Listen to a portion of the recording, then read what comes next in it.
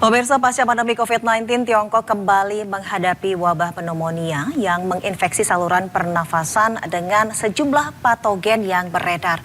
Rumah sakit anak dipenuhi pasien yang terinfeksi pneumonia.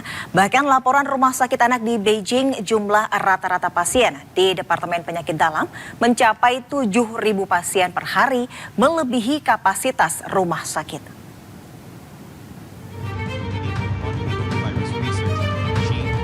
Lonjakan pasien penyakit pernafasan yang menyerang anak-anak di Tiongkok membuat rumah sakit dipenuhi pasien. Bahkan sebagian besar rumah sakit terutama di Cina bagian utara kelebihan kapasitas. Penyakit pneumonia misterius jenis baru ini disebabkan oleh patogen baru dan perilaku patogenik mikroplasma yang sudah ada sebelumnya. Jumlah rata-rata pasien di Departemen Penyakit Dalam di Rumah Sakit Anak di Beijing mencapai 7.000 pasien per hari, melebihi kapasitas rumah sakit. Sejumlah rumah sakit di Beijing telah membuka bangsal perawatan tambahan di bagian penyakit pernafasan dengan memperpanjang jam poliklinik rawat jalan, menambah layanan di akhir pekan untuk memenuhi permintaan perawatan pada anak-anak yang sakit. Pasien pneumonia misterius mengeluhkan gejala demam tinggi, batuk pilek, sesak nafas, dan kelelahan. Pneumonia misterius ini kebanyakan menyerang anak usia 1 hingga 14 tahun.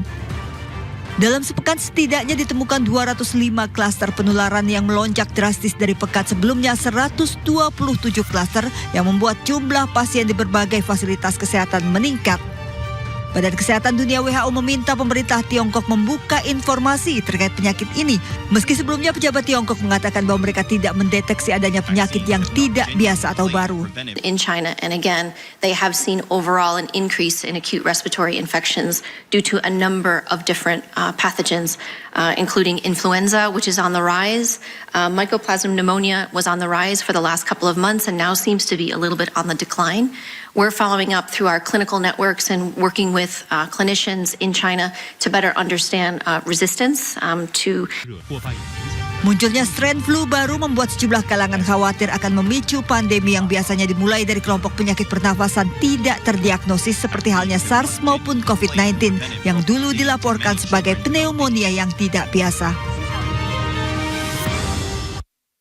Organisasi Kesehatan Dunia atau WHO merilis peningkatan penyakit undefined pneumonia di wilayah Tiongkok bagian utara yang menyerang anak-anak.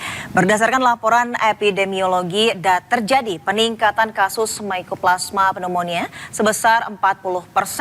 Belum diketahui penyebab pasti penyakit ini. Menteri Kesehatan Budi Gunadi Sadikin meminta orang tua tetap waspada dan memantau kesehatan anak mengingat virus tersebut bukan jenis yang baru. Kita sudah keluarkan surat edaran. WHO juga sudah meneliti. Hasilnya patogen-patogen yang ada di Cina adalah patogen yang sebelumnya sudah ada. Jadi bukan virus atau bakteri baru, tapi ini adalah virus dan bakteri lama. Kenapa itu bisa kejadian? Mungkin pada saat itu di Cina kondisi masyarakatnya, kondisi lingkungannya memang membuat sehingga patogen itu timbul kembali.